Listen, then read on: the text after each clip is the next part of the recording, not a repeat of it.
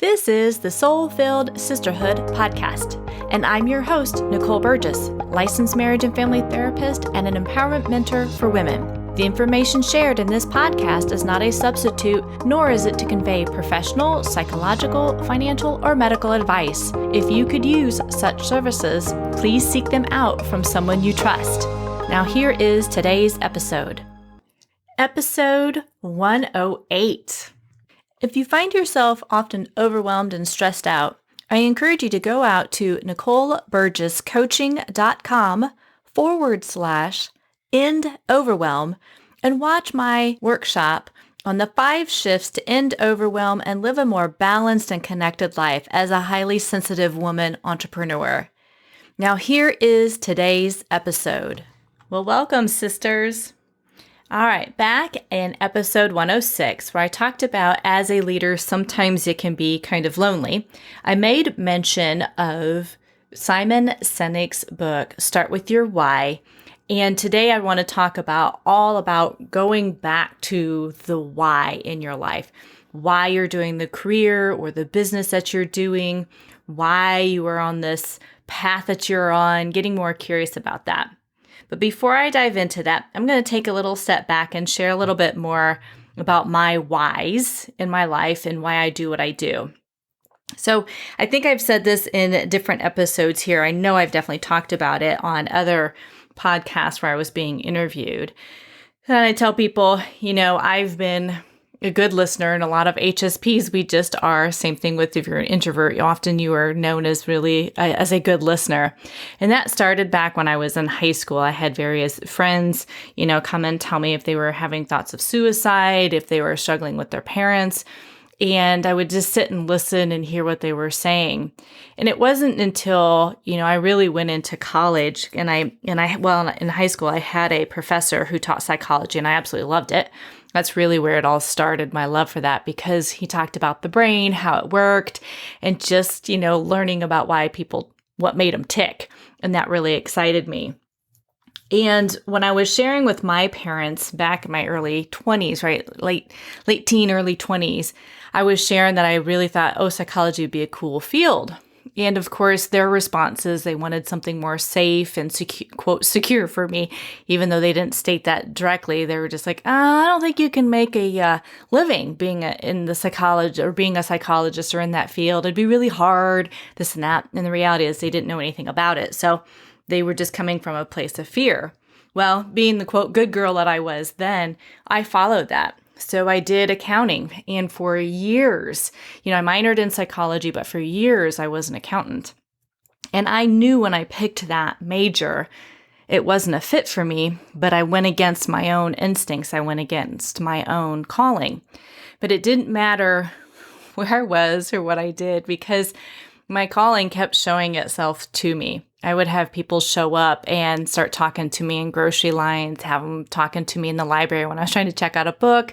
If I was sitting in my cube as a business analyst and I was going over some numbers or trying to input something into our database, someone would come in and tell me about their marriage or the relationship that they were in.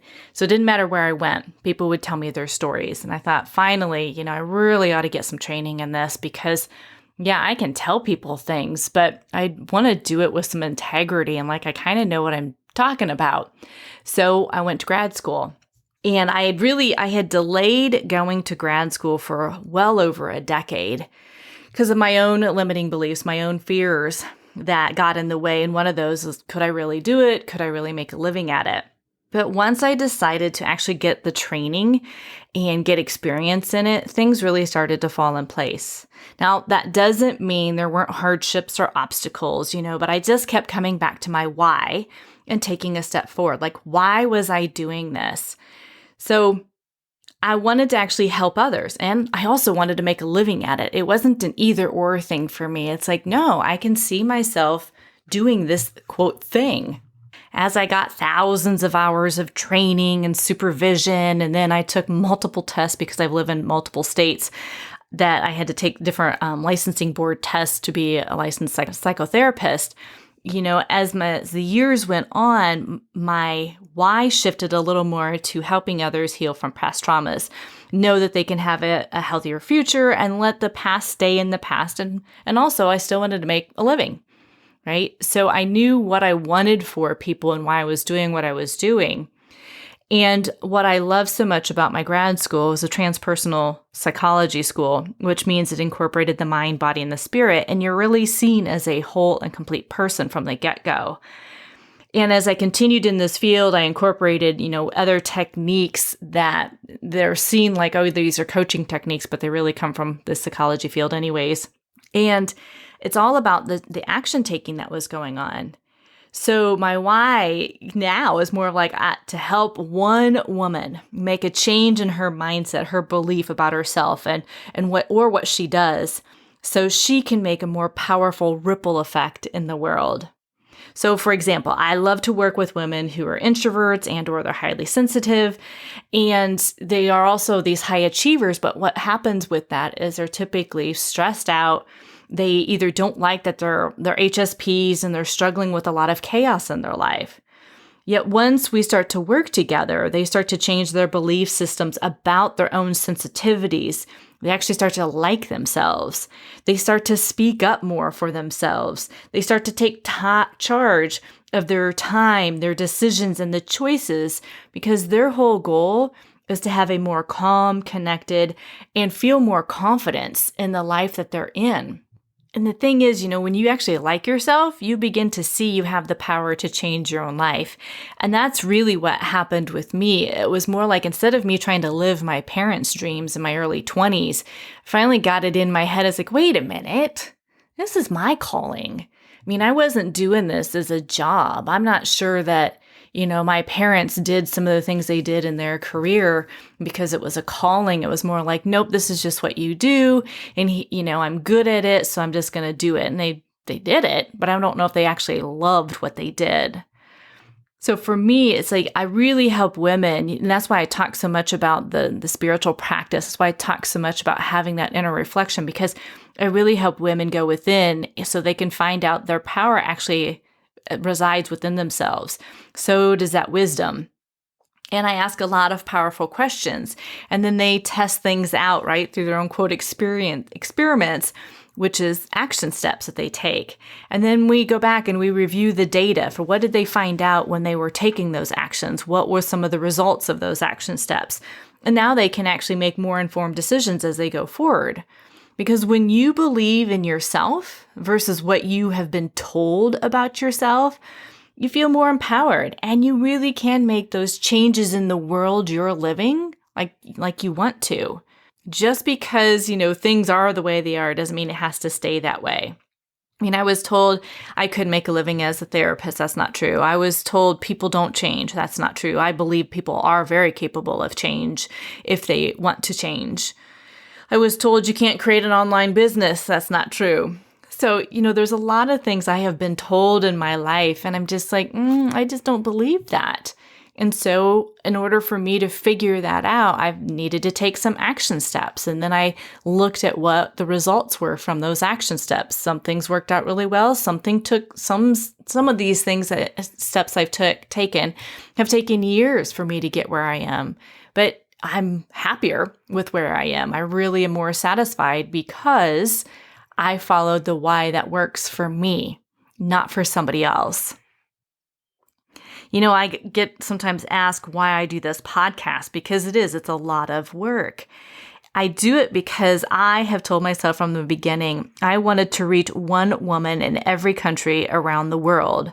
Because so many people that are in different places of our world, they don't have access to a therapist. They don't have access to a coach, or they don't have the financial means based upon where they're living. So this platform gives her access to learn, to gain some knowledge, for her to take some steps so she can change the course of her life. And that she knows that she's not alone. That's really where the sisterhood has come from, that together we're stronger.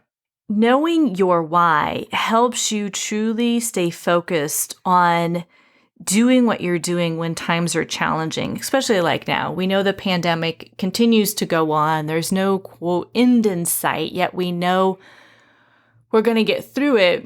But there's been a lot of losses through this. And It's knowing it's like, okay, so why do I keep doing what I'm doing? Maybe you are doing a part-time job right now because you've lost your other job. So that's why you're doing what you're doing. It's like, I need to put food on the table. I need to pay the rent. I need to pay the mortgage. Totally fine.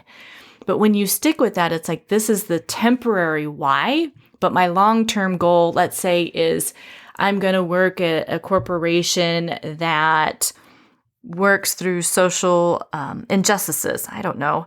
And, you're looking for those positions to open up. And so you continue to apply, you continue to network because that's what really fills you up. There's a passion when you're working with others where there is social injustice. When you know your why, there's also the passion that usually comes behind that, right? You also have this sense of like really belonging because you're like, I know I'm working towards social injustice. I think maybe that's also part which before I really hadn't thought about why I do what I do, but my work with leading women, helping empower other women, it really is going against some of the old constructs, dogma. Tamara and I've talked about this many a times before on the episodes we've done together, but I've not really ever looked at it through that framework. And there's truth in that. It's like, some women have thought when I've worked with them over the years, like they just had to get married. And that maybe the why in that moment was I needed to get out of the home life that I was in. And so that quote, marriage was supposed to save me. And then oftentimes it didn't because they put all these expectations on this other person and that person's not there to rescue them. So as they started to gain knowledge in that and started to say like, okay, what's my next step? What can I do to make changes in my life? Then they started to gain clarity in that and found a better way of making things happen in their life, which made them a better person. It made them a better partner. It made them a better parent. All kinds of things started to happen because they got really focused in on why are they doing what they're doing and what are they really going after. You also have to have, discipline, and I also think perseverance to go after those things that you really want, those differences in the world that you want to make. And that may be, again, like creating a business. It takes a lot of discipline and some structure to create a business that is sustainable. And if you're not good at those, what Simon Sinek calls is the how, then you may need to hire somebody to help you get those things into place. So for me, right, I've got the accounting background, which I don't have a problem talking about money, but many therapists, and I know many coaches too, they struggle with the money. They struggle with this belief system that they're stuck in. Like if you're a healer, you can't make money, you need to be poor, otherwise it's not okay. And it's like, but if you don't have a business and you can't help anybody, and if you can't make your own rent or your own mortgage payment, then it's like, what good can you do? Because you're constantly stressed out and you're not able to truly be there for other people. So I help women really get in touch with, how they can create their own system and actually earn money or earn a living at doing it. I don't advertise it a lot because it's not my number one thing that I do with people, but I can. And I don't have a problem talking about it. So it's knowing why you're doing what you're doing, how you can do it. And if you don't know the how, you may need to look in at hiring somebody, even on a part-time basis for a few hours a week. Tamara and I talk about that as well in some of the podcast episodes. It's like, well, once I get these systems into place, then I can create my own discipline to continue to make those things happen so I have a sustainable business. So much of what I have seen over the years as a therapist and also a coach is fear holds us back, right? It may be the fear of failure, the fear of for me for years, it was fear of success. It may be fears of you're not enough. Right. So people, when they come and tell me like, well, I don't like that I'm sensitive. I don't like that my temperament is a little more introverted and I do all this introspection. I like that about myself, but then other people don't like it. I need to be more outgoing. And it's like, that's their path. That's not yours. So the more you learn to really love who you are, the more you can become this woman that you're craving to be so that you can do what it is that you love to do. You may have the fear of you're not smart enough or you're too old. I remember having that. And I was talking to some of my friends. This was back when I was in my early 30s. I'm like, I'm too old to go to grad school. And they looked at me like, what? no, you're not. And so that was my own limiting belief. And I'm so grateful that they really helped kind of push me so that I could actually go to grad school and again, get the training that I needed to do what I'm doing today. Part of why, I'm pivoting from, I still do therapy here in the state of Indiana, but I also do coaching because the therapy role, I'll say that, the therapy role is confining in a lot of ways. I'm confined only to the state. I'm confined to doing mental health diagnosis. I'm confined to doing things a very specific way. And I understand why we have rules and regulations for therapists, and I honor those. But I know I've really outgrown that. That's part of what I love about being a coach is I get to work with people around the world, and they're not coming to me for a mental health diagnosis. They're not coming to me to work through trauma stuff. That's why we have therapists. It's saying, Nicole, I have got this belief system and I know I'm here to do more than what I'm doing, or I'm in this leadership position and I want to go further up in the company, or I want to lead better than what I'm doing. And I've got my own blind spots, and how can I do this differently? And often it's some minor changes that make a big difference, like speaking up more for yourself, knowing how to say no. And when you say no, you don't feel guilty about it either. So when the women that I work with, they're motivated about making changes, they know for the most part, the why behind what they are doing or what they want to go after. When they start to make some of these mindset and belief changes, right, then they're speaking up more, they're taking charge of their decisions, and they feel the calmness, they feel that connection, like I said, and there's more confidence that comes from within because now they truly do pause and listen to what comes up for them. They're paying attention to their intuition. They may be tapping into the divine, God, the universe. And that's where they're really gaining. It's like, oh, that's right. I'm doing this because of this. And that becomes their why again. They go back to the why. So let me pivot backward just a second. Part of the work I do in my clinical practice as a therapist is I work with teen girls. Some of you have known me from my original podcast, which was Launching Your Daughter.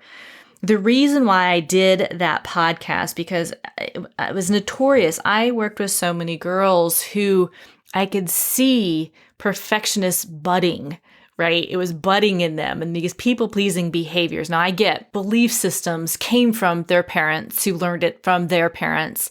Other parts of that came from their community they were in, or maybe the school system they were in, and that culture within the school system. And so I'd work with the parents on shifting that and how they could go from the fixed mindset more to the growth mindset. And it's also letting these girls really understand that they could overcome anxiety. They could really move through these fears without those fears becoming the habit that ran them. It was being able to change those things before they went off to college, before they become this young adult, before they became a woman. And a lot of these things were getting more hardwired in. Again, my belief system is everybody is capable of change unless you're a sociopath, and that's a whole different story. But this is about knowing it's like, oh, that's right. I may have these thoughts that I have been taught and that are more in the subconscious part, but the more I make things conscious, the more I figure out why I do what I do and where I'm wanting to go with my life, the more able I am able to learn how to change that. I'm able to really, truly pivot and shift and evolve in my life and change that.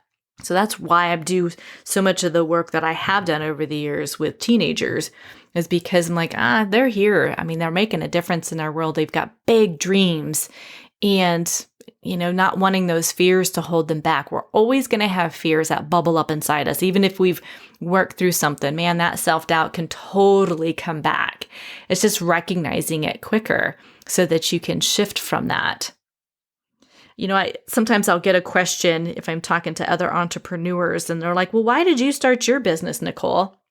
And I'll say, well, that's so I didn't have to get up at 7 or 8 in the morning to go in when I am not all bright-eyed and bushy-tailed and not at my best. And I got tired of working, 60 to 70 hours a week. And when you calculated it back down, I was earning less than minimum wage. And I was like, one, it's just not sustainable for my temperament. two, it wasn't sustainable salary-wise, for what I was doing. And, I like where I can get up in the morning and I can, start the morning at a slower pace for me. Like I've shared before, part of my morning routine is doing either some walking or some gentle stretching. It's doing some meditation. It's reading or watching something inspirational. I can shake those things up in the morning, but it's my schedule. I create the hours that I work. And I create that structure for myself, and then I follow that. I'm really good with those boundaries with others. Because it's clear what my office hours are. It's clear when I'll call you back, when I'll email you back. All those things are in place because that's what helps me show up fully for my clients. That's what helps me help them so I can stay in my A game. It doesn't mean I don't have some off moments. As a human being, we definitely do. So if I didn't sleep well, it's like I may not be all bright-eyed all the time, but I will still be there. And once I get into that zone, when I'm with that person, it's like that's where sometimes my energy literally starts to, bubble up because I get so excited about what this woman is going to do in her life and what she's got, the intention she's setting for herself. And then she's taking these action steps to make it happen. So again, my why is about making this world a better place, one woman at a time, because I know she makes the world a better place. Because when she shows up fully for who she is, she loves who she is, she doesn't let self-doubt and fear run her, she is making a difference in the world, and that is the ripple effect. So I want you now to get really curious. What is your why? What is that passion that comes up from your why? And you may need to look at that every single day to keep you motivated, to keep you moving forward. And you're just so focused on that. And it's not giving up that dream. Even when times get challenging, it's going back and saying, do I need to ask for help to get the how to make this happen? Or do I just need to keep taking that one small step every single day? And that gets me closer to the goal.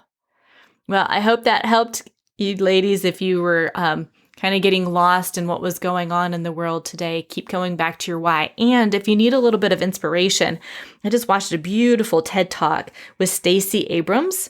It's 3 questions to ask yourself about everything you do. And I will have the links in the show notes as well. So until next time, take care. To sign up for my workshop on the 5 shifts to end overwhelm and live a more balanced and connected life as a highly sensitive entrepreneur, go out to NicoleBurgessCoaching.com/end overwhelm.